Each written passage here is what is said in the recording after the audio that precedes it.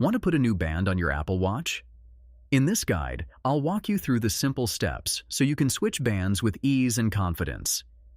If you found this helpful, don't forget to like the video, subscribe to the channel, and share it with your friends. So, start by taking your Apple Watch and turning it over to locate the small release buttons on the back. These are right where the band connects to the watch. Gently press and hold one of the buttons while sliding the band out of the slot.